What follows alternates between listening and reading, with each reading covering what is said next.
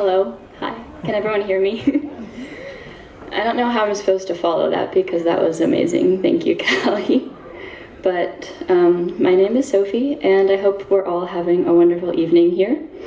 I'm truly grateful that I get to be here tonight among so many familiar faces and also some, actually, majority unfamiliar faces.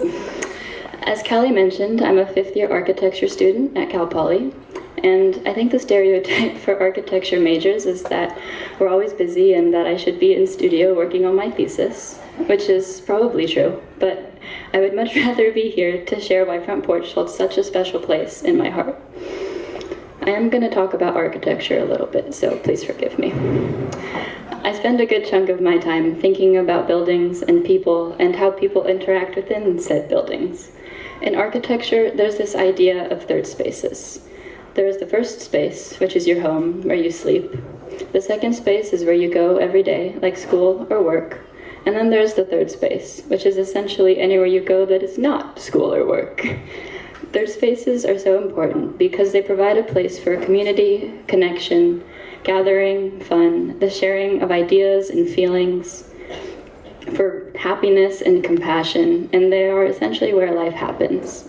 Front Porch is one of the true third spaces that exists in our community and in the world. As Kelly mentioned, I had the opportunity to study abroad last year, and in all of the new places that I went, I would tell people about Front Porch. I said, it's this amazing coffee house, and the coffee is free. And nobody believed me, but I reassured them that Front Porch is a real place, and there was no catch. And I think it's such an important place in our community, and that there needs to be front porches all over the world, because every day Front Porch opens its doors to truly everyone, and I think that is the most special part about it. I've been trying to think back to where my Front Porch journey started, and I can't quite pinpoint it. I believe it was somewhat of a coincidence. I kept stopping in for coffee before class, and this strange girl named Callie kept saying hi to me. Now we're good friends. I would always run into Joel in the kitchen. Every time I saw him, Joel would ask me how my day was.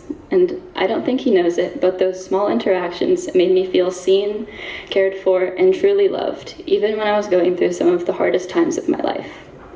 Front Porch has always been there for me and will always be there for me.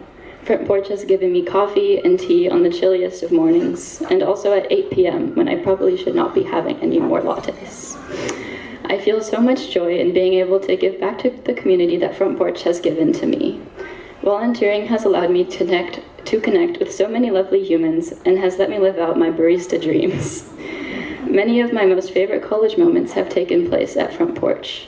It's where I spilled half of a carafe of drip coffee at 8 a.m. while volunteering with Sam.